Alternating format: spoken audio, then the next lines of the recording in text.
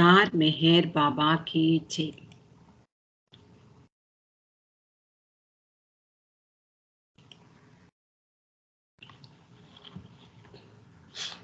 ప్రతిరోజు మన ప్రీతముడైన మెహర్ బాబా కృపా కటాక్షంతో మనమంతా ఫార్చునేట్ టు లవ్ హిమ్ అనే పుస్తకాన్ని చదువుకుంటున్నాము. నవజీవన సమయంలో మెహరాబాద్లో ఉన్నటువంటి ఆశ్రమాన్ని మూసివేయడం, అలాగే అక్కడ వాళ్ళందరినీ కూడా వేరే వేరే చోట్లకు పంపించడము, ఈ విషయము ప్రతి ఒక్కరికి, మండలి వారందరికీ కూడా చాలా బాధాకరమైనటువంటి పరిణామం. అయినా బాబా ప్రేమకు కట్టుబడి, బాబా పట్ల విధేయతతో బాబా ఆదేశాన్ని అనుసరించి వాళ్ళు జీవితం కొనసాగించేవారు. ఇక్కడ మనము చెప్పుకుంటున్నటువంటి కుర్షెద్ ఎంత వేదనను అనుభవించిందో, ఏ విధంగా బాబాకు ఎదురు తిరుగుతూ ఉంటుంది కూడా. అయినా కూడా బాబా చెప్పినట్లు విని తీరాలి. చివరకు బాబా చెప్పిందే నెగ్గుతూ ఉంటుంది అని తెలిసినా కూడా ఆమె తన మనోభావాలను వెల్లడించడానికి వెనుకాడేది కాదు. కాబట్టి బాబాతో కూడా కొన్ని సమయాల్లో వాదనకు దిగేది. బాబా ఇలా కాదు, అలా చెయ్యలేను అంటూ. అలా నవజీవన సమయంలో బాబాకు దూరమై తన ప్రీతముణ్ణి ఎడబాసి ఉండలేక అనేక బాధలను పొందింది. అలాగే పరిస్థితులు కూడా తోడయ్యాయి. మెహర్జీ ఇంట్లో ఉంటూ మెహర్జీ భార్యకు ఇష్టం లేకపోయినా అక్కడ ఉండవలసినటువంటి పరిస్థితి ఏర్పడింది. ఆ సమయంలో బాబా అప్పుడప్పుడు బొంబాయి రావడము, మెహర్జీ ఇంట్లో పై అంతస్తులో ఉండడము జరిగేది. కానీ వీళ్ళెవరికీ కూడా బాబా దర్శనం లభించేది కాదు. బాబాను కలవడానికి వీలుండేది కాదు. తెలుసుకునేవారు బాబా ఉన్నారు అనే విషయం. కాబట్టి కొంత ఉపశాంతి కలిగేది వీళ్ళందరికీ కూడా. సూనామాసి, అలాగే ఖుర్షెద్, కిట్టి, ర్యానో, వీళ్ళందరికీ. కిట్టి, ర్యానోని బాబా సతారాకు పిలిచారు, తర్వాత మహాబలేశ్వర్కు పిలిచారు. తనతో ఉండడానికి కొన్ని రోజులు ఉంచి వాళ్లను మళ్ళీ తిరిగి బొంబాయి పంపించేవారు. కానీ ఖుర్షెద్కి ఇంకా అవకాశం రాలేదు. 1950 సంవత్సరం అక్టోబర్ 16వ తేదీన బాబా నవజీవనంలో ఉంటూ ఒక్కరోజు పాత జీవితంలోకి ప్రవేశిస్తున్నాను అని చెప్పి మహాబలేశ్వర్లో ఒక సమావేశాన్ని ఏర్పాటు చేశారు. ఆ సమయంలో ఖుర్షెద్ బాబాకు చదివి వినిపించడానికై ఒక ఉత్తరం రాస్తుంది. ఆ విధంగా బాబా ఒక్కరోజు పాత జీవితంలో ప్రవేశించినటువంటి ఆ రోజును ఆమె ఉపయోగించుకుని ప్రయోజనం పొందింది. బాబా నుండి సమాధానం కూడా పొందింది. దాంతో కొంచెం ఉపశాంతి కలిగింది. కానీ బాబాను చూడాలనే తపన మాత్రం ఆవిడిలో ప్రతిరోజు జ్వలించేది, అగ్నిలా రాజుకునేది. అలా ఒకసారి బాబా బొంబాయి వచ్చి మెహర్జీ ఇంట్లో ఉండగా, మెహర్జీ తన భార్యతో బాబా ఆ రోజు సర్కస్కు వెడుతున్నారు తన మండలి వారితో అని చెప్పడం విన్నటువంటి ఖుర్షెద్ ఎలాగైనా బాబాను ఒక్క క్షణమైనా చూసి తన తపనను చల్లార్చుకోవాలి, తన కోరికను ఉపశాంతి పొందాలి అని అనుకుని ఆమె మారువేషంలో వెళ్ళడానికి కూడా ప్రయత్నిస్తోంది. ఈ విషయాన్ని మనం నిన్నటి రోజు నుండి చెప్పుకుంటూ ఉన్నాము. ఖుర్షెద్కి బొంబాయి గురించి అన్ని విషయాలు తెలుసు. సర్కస్ ఉండే ప్రాంతానికి వెళ్ళడానికే మెరైన్ డ్రైవ్ మీదుగా అన్ని కార్లు వెళ్ళవలసి ఉంటుంది. అలాగే బాబా కారు కూడా అక్కడి నుండి వెళ్తుంది. కాబట్టి అక్కడ ఎక్కడైతే మొత్తం ట్రాఫిక్ అంతా స్లో అవుతుందో అక్కడ నిలబడి చూస్తే బాబాను ఒక్క క్షణమైనా చూడవచ్చు అనే ఉద్దేశంతో ఆమె నల్లటి కళ్ళద్దాలు, ఒక షాల్ తీసుకుని వెడుతుంది. ఒక గంట ముందుగానే అంటే అది దూర ప్రాంతమైనప్పటికీ కూడా తను నడిచి అంత దూరం వెడుతుంది. బాబాను ఒక్క క్షణం చూడాలనే తపన ఆమెను అలా పరిగెత్తించింది. కానీ ఆ కళ్ళద్దాలు ఉంటే ఎవరు తనని గుర్తుపట్టలేరనే భావించిందే కానీ, దాంట్లో నుండి బాబా కనిపించరేమో అనే ఆలోచన రాలేదు పాపం. సరే తన ప్రయత్నం కొనసాగిస్తోంది. ఆ ప్రాంతానికి వెళ్ళి ఆమె నిలబడింది. ఎవరికీ కనపడకుండా షాల్ తల మీద నుండి కప్పుకుంది. కళ్ళద్దాలు పెట్టుకుంది. చాలా జాగ్రత్తగా ప్లాన్ చేసుకుంది. కానీ ఆమె అంతకు ముందెన్నడూ కళ్ళద్దాలు పెట్టుకోలేదు. ఏమీ కనిపించడం లేదు. అదే సమయంలో బాబా కారు నెమ్మదిగా ఆమె ఉన్నటువంటి ప్రాంతం నుండి ముందుకు వెళ్ళిపోయింది. బాబా కనిపించలేదు. బాబాను చూడలేకపోయింది. పూర్తిగా నిరాశలో కృంగిపోయింది. ఆమెకు పిచ్చెక్కినట్టయిపోయింది. ఇంకా పిచ్చెక్కితే ఎవరైతే అలా పరిగెడతారో ఆ విధంగా ఆమె బాబా కారు వెనకాతలే పరిగెట్టడం ప్రారంభించింది. అది అలిసిపోయే వరకు పరిగెత్తింది. అలా నడవసాగింది. కొంతసేపు నడుస్తూ, కొంతసేపు పరిగెడుతూ ఇలా సర్కస్ ఉన్నటువంటి ప్రాంతానికి చేరుకుంది. నిజానికి ఆ ప్రాంతం చాలా దూరంలోనే ఉంది. కానీ బాబాను చూడాలనే తపన ఆమెను ఆ విధంగా పరిగెత్తించింది. వెనక్కి తిరిగి చూస్తే అంత దూరం తాను ప్రయాణించిందా అని తానే ఆశ్చర్యపోయింది. చివరకు అక్కడికి చేరుకుంది. కారు కనిపించింది కానీ అందులో ఎవరూ కనిపించలేదు. వాళ్ళు సర్కస్ లోపలికి వెళ్ళిపోయారు. తాను కూడా వెళ్ళాలి అనుకున్నప్పటికీ తన చేతిలో పైసా లేదు. కాబట్టి టికెట్ కొనే స్తోమత లేకపోవడం వలన ఆమె బయటే కాసేపు అక్కడే నుంచుండిపోయింది. చివరకు ఎలాగైతేనే ఆమె నిరాశతో, నిస్పృహతో ఇంటికి తిరిగి వచ్చింది. నిజానికి ఈ విషయం ఎవరికీ తెలియదు. మెహర్జీకి కూడా తెలీదు. మర్నాడు ఉదయం అందరూ ఉదయం బ్రేక్‌ఫాస్ట్ సమయంలో మెహర్జీ చెప్తాడు. బాబాతో, మండలి వారితో తాను కూడా సర్కస్‌కు వెళ్ళినట్లు, లోపలికి వెళ్ళినప్పుడు బాబా ఎవరైనా బయట ఉన్నారేమో చూసి రమ్మనమని 2, 3 సార్లు తనను బయటికి పంపించారు అనే విషయాన్ని ఖుర్షిద్‌తో చెప్తాడు. అప్పుడు ఖుర్షిద్ ఒక మనసులో ఒక చిన్న ఆనందం కలుగుతుంది. బాబాకి ఆయన వెనక వచ్చినట్లు తెలుసు అనేటటువంటి విషయం ఆమె గ్రహించింది.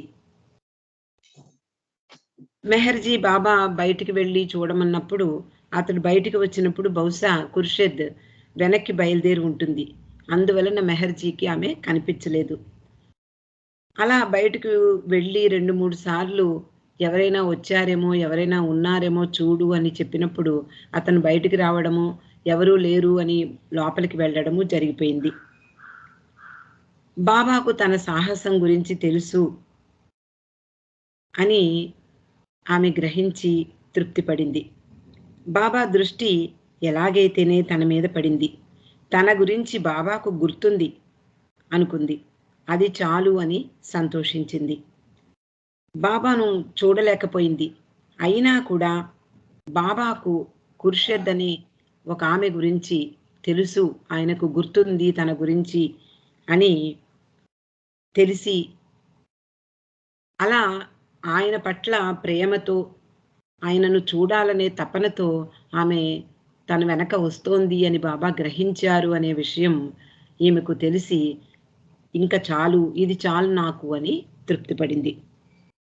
నవజీవనంలో ప్రవేశించాక బాబా తాను ఎవరిని చూడను అని చెప్పినప్పటికీ కూడా మనము నిన్నటి రోజున చదువుకున్నాం.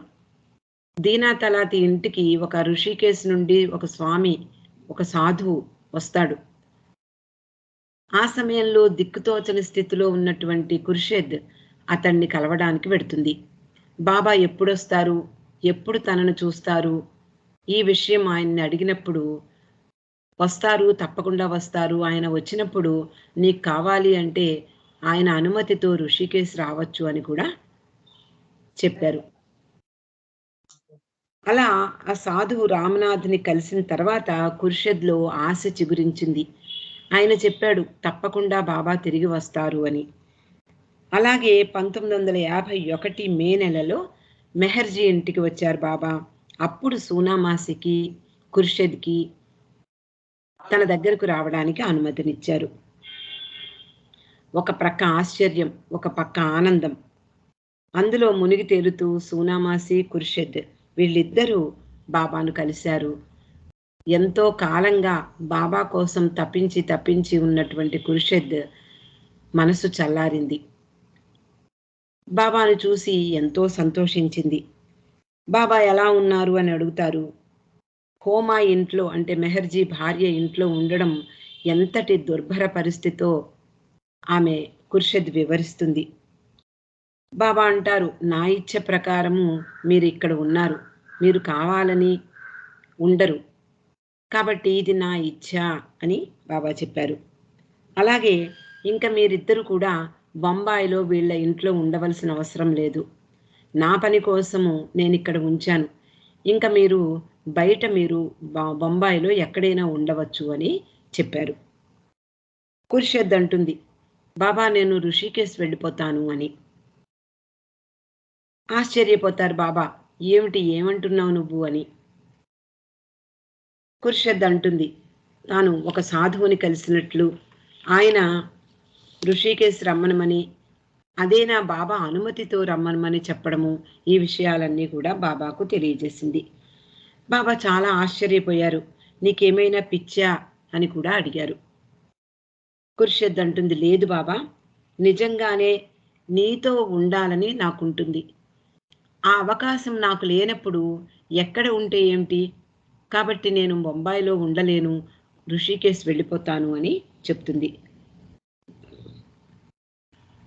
అది ప్రశాంతమైనటువంటి ప్రదేశం. కాబట్టి ఆ సాధువు రమ్మన్న విధంగా నేను నీ అనుమతితో ఋషికేశ్ వెడతాను అని చెప్తుంది. బాబా అంటారు, "అలా జరగదు. నువ్వు ఎక్కడికి వెళ్ళడానికి లేదు. అలాంటి ప్రదేశంలో ఉండడం ఎంతటి ప్రమాదకరమో నీకు తెలీదు" అన్నారు. కానీ ఖుర్షిద్ మొండిగా తాను వెళ్ళడానికే నిర్ణయించుకున్నట్లుగా బాబాకు తెలియజేస్తుంది. బాబా తనతో ఉండనివ్వకపోతే తాను ఋషికేశ్ వెళ్ళడమే మంచిది అని తన అభిప్రాయాన్ని ఖచ్చితంగా బాబాకు చెప్పింది. బాబా ఖుర్షిద్‌ను అనునయించడానికి ప్రయత్నించారు. "అలా ఎక్కడికి వెళ్ళొద్దు. ఎక్కడికో వెళ్ళడం ఎందుకు? హాయిగా బొంబాయిలో ఉండు. మధ్యలో నన్ను చూడ్డానికి రావచ్చు." ఇలా అనేక విధాలుగా ఆమెకు నచ్చచెప్పడానికి ప్రయత్నించారు. అలాగే విష్ణుని, డాక్టర్ నీలుని కూడా నియోగించారు బాబా. ఆమెకు చెప్పండి, అలాంటి పనులు చెయ్యొద్దు అని. వాళ్ళు కూడా బాబా ఆదేశించినట్లుగా నువ్వు బొంబాయిలో ఉండడమే మంచిది అని నచ్చచెప్పడానికి ప్రయత్నించారు. కానీ చిన్నపిల్ల మనస్తత్వం ఖుర్షిద్ది. ఎప్పుడూ కూడా బాబాతో అలాగే ఇతరులతో కొంత వాదనకు దిగేది. లేదు నేను వినను అంటూ నేను ఆ సాధువు దగ్గరికే వెళ్ళిపోతున్నాను. అలా వెళ్ళాలని నా కోరిక అని చెప్పింది. నిజానికి ఆమె ఉద్దేశ్యం ఏమిటి అంటే, ఇలా చెప్తే బాబా నా దగ్గర ఉండు అని పిలుస్తారేమోనని ఆమె భ్రమ. ఎలాగైనా బాబాను ఒప్పించి బాబాతో ఉండాలనేదే ఆమె తాపత్రయం. అలా బాబా తనను వచ్చి తనతో ఉండమంటారు అని ఎదురు చూస్తూ ఉంది. కనీసం ఆ విధంగా ఆమె మనసులోని వేదన, నిరాశ, నిస్పృహలు బాబాకు, ఇతర మండలి వారికి తెలియజేయాలనే ఉద్దేశంతో ఆ విధంగా తన మనసులో ఉన్న విషయం ఖచ్చితంగా చెప్తుంది. చివరకు బొంబాయిలోనే వేరే చోట ఒక ఫ్లాట్ తీసుకుని, అద్దెకు తీసుకుని ఉండేందుకు అంగీకరించింది చిట్ట చివరకు. బాబా మెహర్జీతో ఖుర్షిద్ కోసం ఒక ఫ్లాట్ తీసుకోమని చెప్పారు. కానీ అతడు వేరే ఎక్కడో ఉండడానికి ఒప్పుకోలేదు. నారిమన్ దాదా చాంజీ బొంబాయిలో ఉండేటటువంటి మరొక బాబా సన్నిహితుడు. అతడు చౌపెట్టి బీచ్ ప్రాంతంలో ఒక ఫ్లాట్ ఉంది, నేను చూస్తాను అని చెప్పాడు. కానీ అది అతనికి దొరకలేదు. బాబా ఖుర్షిద్‌నే వెతుకు అని చెప్పారు. కానీ ఆమెకు కూడా తాము నివసించడానికి అనుకూలమైనటువంటి ఫ్లాట్ దొరకలేదు. చివరకు ఎలాగైతేనే నారిమన్ వార్డెన్ రోడ్‌లో ఒక ఫ్లాట్ అద్దెకు తీసుకున్నాడు. ఒకే ఒక గది, అది 2వ అంతస్తులో ఉంది. 1951వ సంవత్సరంలో సూనామాసి, ఖుర్షిద్ వీళ్ళిద్దరూ ఆ ఫ్లాట్‌లోకి మారిపోయారు. ఆ ఫ్లాట్‌లో వాళ్ళిద్దరూ ఆ 1950 దశకమంతా కూడా ఉన్నారట. అంటే 11 సంవత్సరాలు అక్కడ ఉన్నారు. అక్కడికి మారిన తర్వాత నుండి బాబా తనను చూసేందుకు ఖుర్షిద్‌ని రమ్మంటూ ఉండేవారు. బాబా మొదటిసారి వాళ్ళ ఫ్లాట్ దగ్గరికి వస్తారు. కానీ లోపలికి రాకుండా సూనాని, ఖుర్షిద్‌ని కిందకి రమ్మంటారు. తర్వాత బాబా తన దుస్తులను డాక్టర్ నీలుకిచ్చి ఖుర్షిద్ దగ్గరకు తీసుకువెళ్ళి శుభ్రం చేయించమని చెప్తారు. ఒకరోజు మరో సందర్భంలో బాబా స్వయంగా వాళ్ళుండే ఫ్లాట్‌కి వెడతారు. మళ్ళీ బాబాను చూసే అవకాశం వచ్చినందుకు ఇద్దరూ పొంగిపోతారు. అక్కడున్నటువంటి ఒక చిన్న ఊయల్లో కూర్చుని బాబా తర్వాత ఖుర్షిద్ మంచం మీద కూర్చుని చుట్టూ చూసి, చాలా బాగుంది, ఇక్కడ మీరుండాలి, ఇక్కడ మీరుండొచ్చు అని అన్నారు. ఖుర్షిద్ బాబాతో అంటుంది, ఇక్కడ ఒక దెయ్యం ఉంది బాబా, నన్ను ప్రతిరోజు రాత్రిళ్ళు వేధిస్తోంది అని. బాబా అక్కడికి రావడంతోటే ఆ పని మీదే వచ్చుంటారు బహుశా. కాబట్టి బాబా అన్నారు, అది నిన్నేమీ చెయ్యదు, ఇంకది నీకు కనిపించదు అని కూడా చెప్పారు. అలాగే జరిగింది.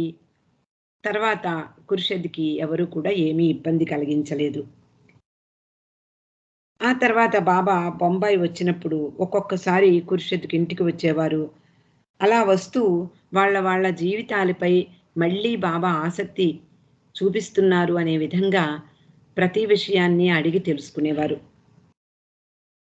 అంతేకాకుండా వాళ్ళు మెహ్రాబాద్‌లో ఉండగా వాళ్ళపై విధించినటువంటి పరిమితులన్నీ కూడా, షరతులన్నీ కూడా తొలగించి వేశారు.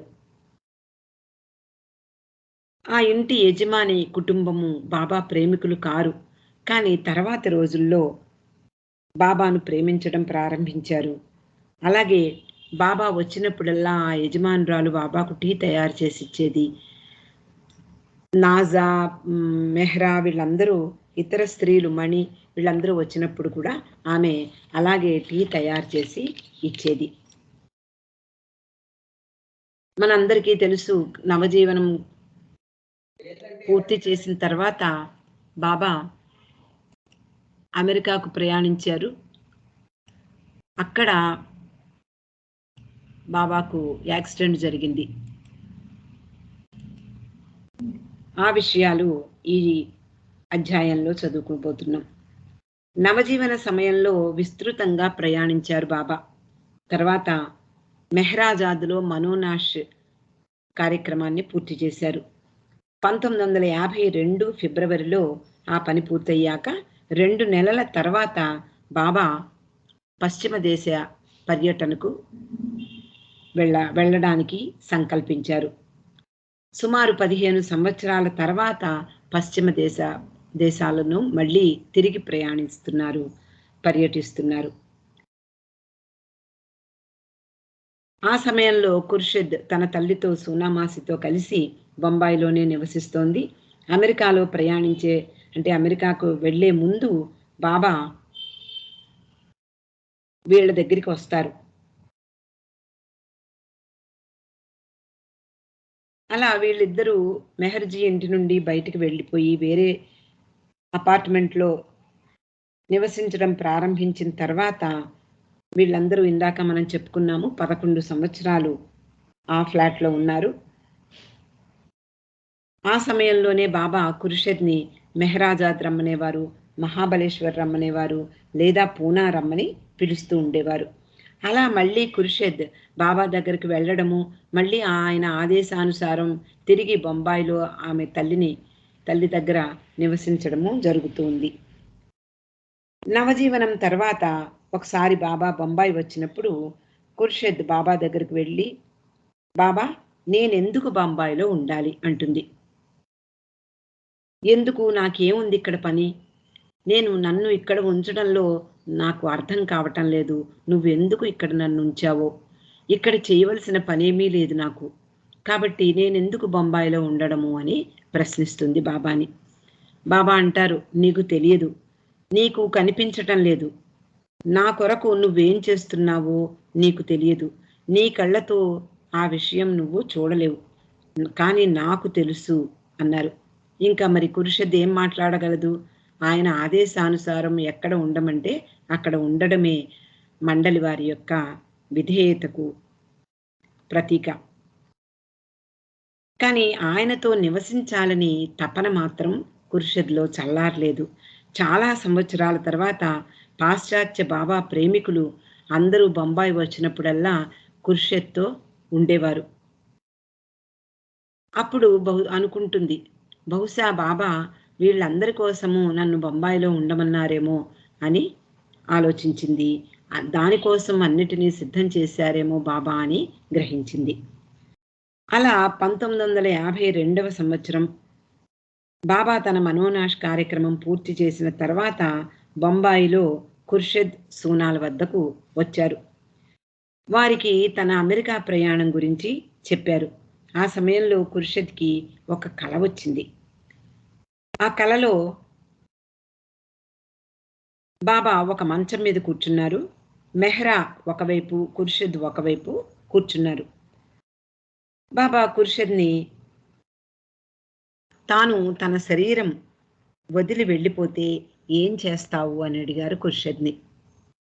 ఖుర్షిద్ వెంటనే నేను కూడా వెంటనే మరణిస్తాను అని చెప్తుంది. అప్పుడు బాబా ఆమెకు సైగ చేస్తూ తాను చెప్పిన విషయం మెహ్రాకు తెలియనీయకూడదు అని చెప్పారు. చెప్పి మెహ్రా ఏం చేస్తుంది అని అడిగారు. ఖుర్షిద్ వెంటనే మెహ్రా కూడా చనిపోతుంది అంది. అంతలో కల కరిగిపోయింది. వెంటనే లేచి తనను తాను ప్రశ్నించుకుంటుంది. ఏమిటిది? ఎందుకు ఇలా కలొచ్చింది? బాబా ఏమిటి సూచిస్తున్నారు? ఈ భయంకరమైన కలకు అర్థమేమిటి అని మదనపడసాగింది ఖుర్షిద్. 1952 ఏప్రిల్లో బాబా అమెరికాకు వెళ్లే ముందు బొంబాయి వచ్చారు. కొన్ని రోజులు బొంబాయి శివార్లలో ఉన్నారు. బాంద్రాలో ఒక అపార్ట్మెంట్లో, అలాగే బీచ్లో మార్వే అనే కుటీరంలో ఉన్నారు. అక్కడ ఉన్న సమయంలో ఖుర్షిద్ని పిలిచారు. ఖుర్షిద్ రాగానే నువ్వు టైమ్స్ ఆఫ్ ఇండియా చదువుతావా అని అడిగారు. దినపత్రిక. ఖుర్షిద్ అంటుంది, లేదు బాబా, కానీ మా బిల్డింగ్లో ఉన్న కొంతమంది దాన్ని చదువుతారు అంది. అయితే దాన్ని నువ్వు రోజూ చదువు అని చెప్పారు బాబా. ఆ తర్వాత బాబా అమెరికాకి వెళ్ళిపోయారు. ఆయన వెళ్ళిన దగ్గర నుండి ఖుర్షిద్ ఆ న్యూస్ పేపర్ని ప్రతిరోజు చదివేది. మే 26వ తేదీ తెల్లవారుజామున ఖుర్షిద్కి మళ్ళీ ఒక భయంకరమైన కల వస్తుంది. ఆ కలలో బాబా ఉండడము, ఒక భయంకరమైనటువంటి శబ్దం వినిపిస్తుంది. ఖుర్షిద్ ఒక్కసారిగా తుళ్ళిపడి, ఓ బాబా ఏం జరిగింది అని అరిచింది. అంతటా రక్తం, భయంకరమైనటువంటి పరిస్థితి కనిపిస్తోంది. ఆ కలలో కూడా అంతటి భయంకరమైనటువంటి దృశ్యాన్ని చూడలేకపోతోంది ఖుర్షిద్. భయంతో వెంటనే కళ్ళు తెరిచింది. మంచం మీద నుండి లేచిపోయింది.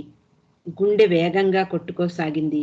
ఏదో జరగరానిదేదో జరిగి ఉంటుంది అని ఆమె మనసు శంకించింది. ఆ రోజు పేపర్ చూసింది. మే 24వ తేదీన బాబాకు అమెరికాలో కారు ప్రమాదం జరిగింది అనే వార్తను చదివింది. అందులో బాబాతో పాటు స్త్రీలు కూడా ఆ కారులోనే ఉన్నారు. మెహ్రా పరిస్థితి విషమంగా ఉంది అనే వార్తను ఆమె చదివి తట్టుకోలేకపోయింది. ఏం చెయ్యాలో తెలియడం లేదు. అస్థిమితంగా ఉంది. చాలా వర్రీ అయిపోతోంది. ఇండియాలో ఉండి ఏం చేయగలదు? అమెరికా వెళ్ళడము అంత సులభమైన విషయం కాదు. వెంటనే ఆమె నార్నవాజు ఇంటికి వెళ్ళింది. వెళ్ళి ఆ విషయం చెప్పింది. అప్పుడు ఖుర్షద్‌కి అర్థమైంది. బాబా తనను రోజూ న్యూస్ పేపర్ ఎందుకు చదువు అని చెప్పారో అర్థమయ్యి, బాబా యొక్క ఆహ్, భవిష్యత్ ప్రణాళిక ఆయనకి మాత్రమే తెలుసు, ఇంకెవరికీ తెలియదు అని అనుకుంది. ఆర్నవాజ్, నారిమన్ ప్రతి ఒక్కరూ బాబా ప్రేమికులు, బాబా తెలిసిన వారు ఈ వార్త విని తట్టుకోలేకపోయారు. ఏం చెయ్యాలి? అక్కడ ఏం జరుగుతోందో తెలియని పరిస్థితి. ఈ రోజుల్లో లాగా ఫోన్‌లు లేవు. టెలిగ్రామ్ ఇవ్వాలంటే కూడా చాలా డబ్బులు ఖర్చయ్యేవి. కాబట్టి వాళ్ళందరూ కూడా మథన పడసాగారు. ఎలా తెలుస్తుంది వాళ్ళకు ఉన్న విషయము, ఎలా ఉన్నారో వాళ్ళందరూ తెలిసే అవకాశం కనిపించటం లేదు. నారిమన్ మండలి వారికి టెలిగ్రామ్ ఇద్దాము అని అనుకున్నాడు. కానీ ఖుర్షద్‌కి ఈ నారిమన్ అభిప్రాయం నచ్చలేదు. మండలి వారందరూ కూడా బాబాతో ఉంటూ, బాబా సేవలో విరామం లేకుండా బిజీగా ఉంటారు. కాబట్టి మనకి రిప్లై ఇచ్చే అవకాశం కూడా వాళ్ళకుండదు. అందువలన వాళ్ళకి అంటే మండలి వారికి టెలిగ్రామ్ ఇచ్చి, మనకి ఆ విషయాలు కనుక్కుందాము అంటే లాభం లేదు అని ఒక ఆలోచన వచ్చింది ఖుర్షద్‌కి. ఆమె హాస్పిటల్ డాక్టర్‌కే నేరుగా టెలిగ్రామ్ ఇస్తే కొంత పని జరుగుతుంది అని భావించింది. ఈ విషయం ఎవరికీ చెప్పకుండా వెంటనే ఒంటరిగా పోస్ట్ ఆఫీస్‌కి వెళ్ళి ఒక యువకుడిని సహాయం అడిగి, అతని సాయంతో ఈ బుర్లేసన్, నెడ్ బుర్లేసన్ ప్రేగ్ హాస్పిటల్ డాక్టర్ ఆయనకు ఒక టెలిగ్రామ్ ఇస్తుంది. నిజానికి ఒక టెలిగ్రామ్ ఇవ్వడం కానీ, అలాంటి పనులు కూడా ఆమెకు అలవాట్లేదు. ఏదో ఆతృత ఆపుకోలేక టెలిగ్రామ్ ఇచ్చింది. దానికి ఆ రోజుల్లో రూ. 13 ఖర్చయింది. నిజానికి ఆమె దగ్గర అంత సొమ్ము అది కూడా ఆమెకు ఎక్కువే. మరి ఆ రోజుల్లో రూ. 13 అంటే చాలా అంటే 1952వ సంవత్సరంలో చాలా పెద్ద మొత్తం. కానీ తప్పదు. తప్పని పరిస్థితి. బాబా గురించి తాను తెలుసుకోవాలి. అలా ఆమె టెలిగ్రామ్ ఇస్తుంది. మర్నాడు బాల్కనీలో నిలబడి ఉన్నటువంటి ఖుర్షద్‌కి తన పేరు పిలుస్తూ పోస్ట్ ఆఫీస్ నుంచి ఒక వ్యక్తి వస్తాడు. అతన్ని పైకి రమ్మనమని పిలిచి, అతని దగ్గర నుండి టెలిగ్రామ్ తీసుకుంటుంది. అందులో మే 29 ఇరానీ కుటుంబం అంతా క్షేమంగా ఉన్నారు. ఎవ్వరూ చనిపోలేదు.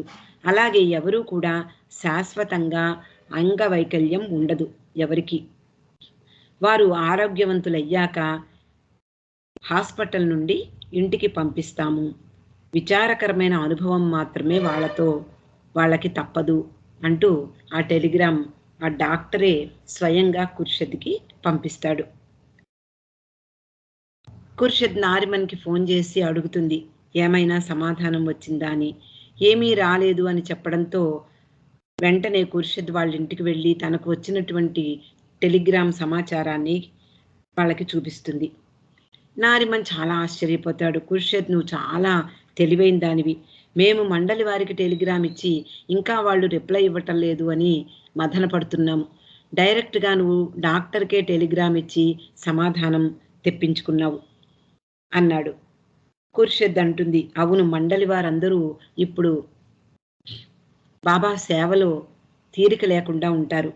వాళ్ళు మ వాళ్ళు వాళ్ళని చూసుకుంటూ ఉన్న సమయంలో మనకి మళ్ళీ టెలిగ్రామ్ ఇవ్వడము, సమాచారాన్ని తెలియజేయడము వాళ్ళకి అంత తీరిక ఉండదు కాబట్టి నేను డాక్టర్‌కే టెలిగ్రామ్ ఇచ్చాను అని చెప్తుంది. తర్వాత ఆది సీనియర్, డాక్టర్ నీలు బాబాతో ఉన్నారు కదా అప్పుడు. వాళ్ళు తర్వాతి కాలంలో ఖుర్షిద్‌కి చెప్పారు. ఆ టెలిగ్రామ్ అందినప్పుడు డాక్టర్ చాలా ఆశ్చర్యపోతూ, ఎవరీమె? బాబా గురించి, ఈ ఇరానీ కుటుంబం గురించి ఆమె ఎంతో ఆతృతతో నాకు డైరెక్ట్‌గా టెలిగ్రామ్ ఇచ్చింది. ఎవరీమె అని అడిగారట. వారు ఆ డాక్టర్‌తో ఆమె బాబా కుటుంబంలోని మనిషి. బాబాను ఆమె అధికాధికంగా ప్రేమిస్తుంది అని చెప్పారు. డాక్టర్ వెంటనే సమాధానం పంపాడు. మణి ఆ తర్వాతి కాలంలో ఆ టెలిగ్రామ్ భద్రపరుస్తాను అని చెప్పగానే ఆ టెలిగ్రామ్ ఆమెకు అందిస్తుంది ఖుర్షిద్. అంత ప్రమాదం జరిగిన తర్వాత బాబాను చూడ్డానికి ఖుర్షిద్ చాలా ఆతృత పడసాగింది. చాలా కాలం వేచి ఉంది. చివరకు 4 నెలల కాలం తర్వాత బాబా 1952 ఆగస్టులో ఇండియా తిరిగి వచ్చినప్పుడు బొంబాయిలో విమానం దిగినప్పుడు ఖుర్షిద్ బాబాని చూస్తుంది. ఆ సమయంలో ఆ కారు ప్రమాదంలో బాబా కాలు విరిగిపోయింది. ముక్కు, చెయ్య ఇవన్నీ బాగా గాయాలయ్యాయి. అయినా బాబా చూసేందుకు చాలా అందంగా బాగున్నారు. కాబట్టి ఈమె అనుకుంటోంది, ఆ డాక్టర్ ఎవరో బాబాకు చక్కగా చికిత్స చేశాడు అని ఆ డాక్టర్‌ని మెచ్చుకుంది ఖుర్షిద్. మెహ్రా కూడా విపరీతమైనటువంటి గాయాల పాలైందని మనకి తెలుసు. ఆమె తలకు దెబ్బ తగలడం వలన నిజానికి ఆమె చనిపోయి ఉండేది. కానీ బాబా కృపతో ఆమె కోలుకుంటోంది. బాబా మండలి వారితో ఎప్పుడూ మీరు ప్రమాదం గురించి మెహ్రాను అడగకండి అని సూచించారు. అందువలన స్త్రీ మండలి వారెవ్వళ్ళు కూడా మెహ్రాను తరచి తరచి ప్రశ్నించేవారు కాదు. ఏం జరిగింది? అప్పుడు ఆ పరిస్థితుల్లో ఎలా ఉన్నావు? ఇలాంటి విషయాలెప్పుడు కూడా ఆమె ముందు ప్రస్తావించేవారు కాదు. కానీ ఆమె స్వయంగా ఒకసారి ఖుర్షిద్ మొదలైన స్త్రీ మండలి వారితో ఆ ప్రమాదం గురించి, అప్పుడు ఆమె యొక్క పరిస్థితి గురించి వివరించి చెప్పింది. ఖుర్షిద్ విని ఊరుకుందే కానీ మళ్ళీ ఆమెను తిరిగి ప్రశ్నించలేదు. ఆ భయంకరమైనటువంటి ప్రమాదము, ఆమె వర్ణించిన తీరు చూసి ఖుర్షిద్ భోరున విలిపించిందిట. మెహ్రా చెప్పిందట తాను విపరీతమైనటువంటి బాధకు లోనయ్యాను అని. బాబా కూడా అత్యంత విషాదకర పరిస్థితుల్లో ఉన్నారు అని చెప్పింది. మొదట బాబా వేరే గదిలో చికిత్స పొందుతున్నారు. తర్వాత బాబాను చూసేందుకు మెహ్రాను తీసుకువెళ్లారు. బాబా గాయాలు చూసి మెహ్రా హృదయం ద్రవించిపోయింది. హృదయం బ్రద్దలయింది. ఆ హాస్పిటల్లో ఉన్నప్పుడు బాబా నుండి ఎడబాసి ఉండలేక ఆమె విలవిలలాడింది. ఆమె గాయాలు కొంచెం తగ్గి తగ్గినప్పటికీ కూడా తన ముక్కు ఎటువంటి వాసన గ్రహించటం లేదు అని చెప్పింది ఖుర్షిద్‌తో. మెహ్రా హాస్పిటల్లో ఉన్న సమయంలో బాబా కిట్టీని ఆమెను జాగ్రత్తగా చూసుకోమని ఆదేశించారు. అంటే బాబా ఎంతటి హ్మ్, హృదయ విదారకమైనటువంటి పరిస్థితుల్లో ఉన్నా కూడా తన మండలి వారి పట్ల, ముఖ్యంగా మెహ్రా పట్ల ఎంతటి జాగ్రత్తలు తీసుకున్నారో మనకు ఈ సంఘటన వలన తెలుస్తుంది. అందువలన బాబా కిట్టీని నియమించారు. ఆమెను చాలా జాగ్రత్తగా చూసుకో, ఒక్క క్షణం కూడా ఆమెను వదిలి బయటికి రావద్దు అని. కానీ అదే ప్రమాదంలో తీవ్రంగా గాయపడినటువంటి ఎలిజబెత్ ప్యాటర్సన్ ఒకసారి కిట్టీని పిలుస్తుంది. ఆమెకు ఏం కావాలో చూసి వద్దాము అని మెహ్రా గది నుండి ఆమె ఎలిజబెత్ గదికి వెడుతుంది. అదే సమయంలో మెహ్రా గ్లాసులో ఉన్న నీటిని అందుకునేందుకు లేచింది. బలహీనంగా ఉంది. కళ్ళు 2 వాచిపోయాయి. ఏమాత్రము కళ్ళు తెరవలేని పరిస్థితి. మంచం ప్రక్కన ఉన్నటువంటి బల్ల ఆమె నుదుటికి తగులుతుంది. దెబ్బ మీద దెబ్బ తగిలితే ఎంత బాధగా ఉంటుందో మనం ఊహించుకుంటే అర్థమవుతుంది. అలా మెహ్రా నుదుటికి మరో గాయం తగిలింది. బాబా కిట్టీ పట్ల చాలా చిరాకును వ్యక్తం చేశారు.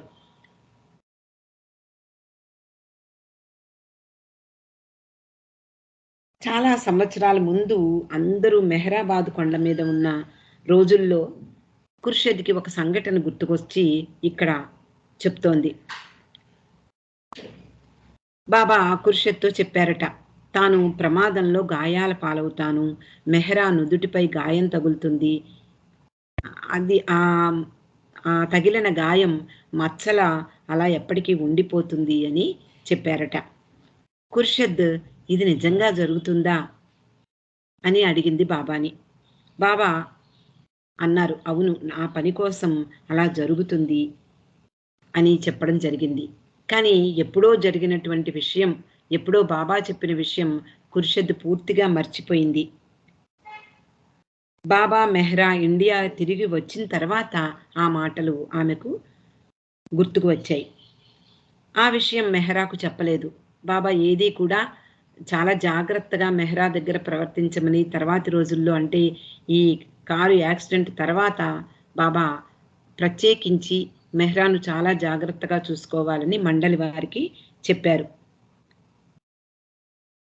బాబా ఆ ప్రమాదాన్ని తన పని కోసం జరిగేలా చూశారు.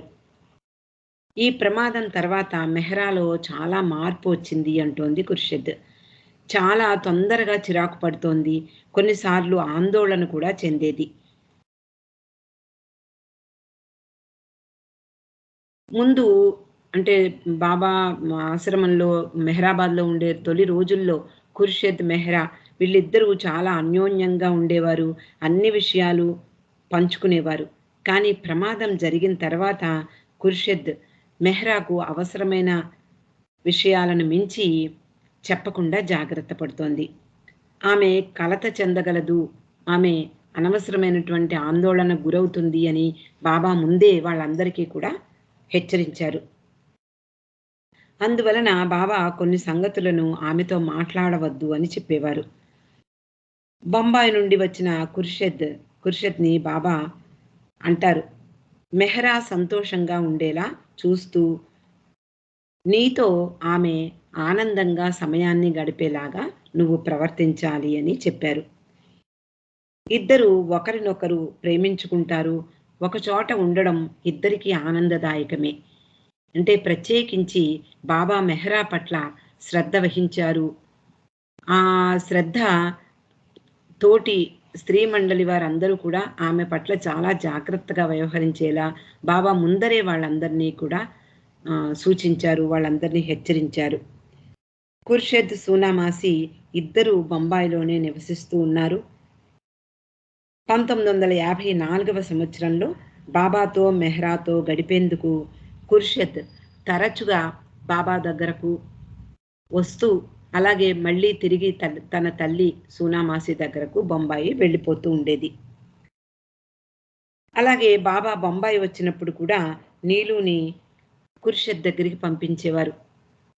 ఇందాక చెప్పుకున్నాం, తన బట్టలను ఖుర్షద్ని శుభ్రపరచడానికి తీసుకువెళ్ళమని నీలుకు అప్పచెప్పేవారు.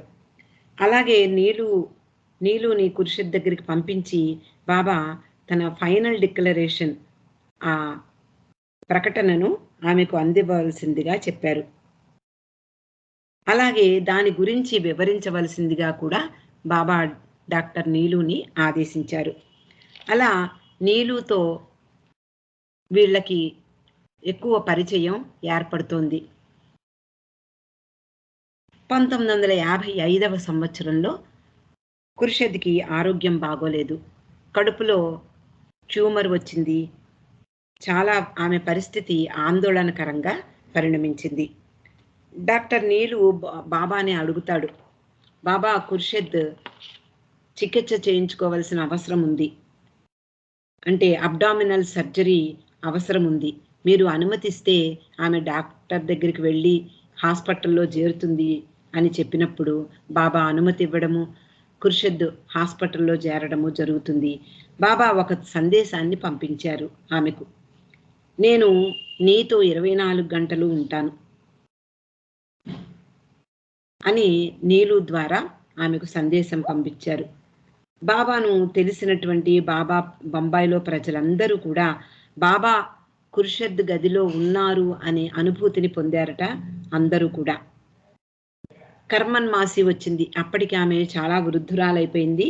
ఆమె కూడా ఓ ఖుర్షద్, బాబా ఎంత దయామయుడో చూసావా, బాబా నీతో ఇక్కడే ఉన్నాడు అని చెప్పిందట. అలాగే ఎల్లవేళలా నీతో ఉంటాను అని చెప్పమన్నారు అని కూడా ఆమె ఖుర్షద్తో చెప్పింది. కాబట్టి ఆమె నీతో బాబా నీతో ఉన్నారు కాబట్టి నేను కూడా ఇక్కడ ఉండి ఆయన సన్నిధిని అనుభవిస్తాను అని ఆమె అనడం ఖుర్షద్కి ఆశ్చర్యం కలిగించింది. ఆపరేషన్ సమయంలో చాలా రక్తం పోవడంతో 2-3 రోజులు భయంకరమైనటువంటి బాధకు గురైంది ఖుర్షద్. బాబాని ప్రార్థిస్తూ అంటుంది, నాతో 24 గంటలు ఉంటానని చెప్పావు, అదే నిజమైతే ఈ బాధను అనుభవించలేకపోతున్నాను, నాకు సాయం చెయ్యి బాబా అని వేడుకుంటుంది. వెంటనే ఆ నొప్పి అదృశ్యమైందట. నిజంగా ఇది నిజము, నిజంగా జరిగింది, నేను బాబాని ప్రార్థించడంతో నా నొప్పి పోయింది అని తరచూ ఖుర్షద్ బాబా ప్రేమికులతో ఆ రోజుల్లో జరిగినటువంటి విషయాలను పంచుకునేది. ఇక్కడికి ఈరోజు ఆపుతామండి. అవతార్ మెహర్ బాబా కీ జై.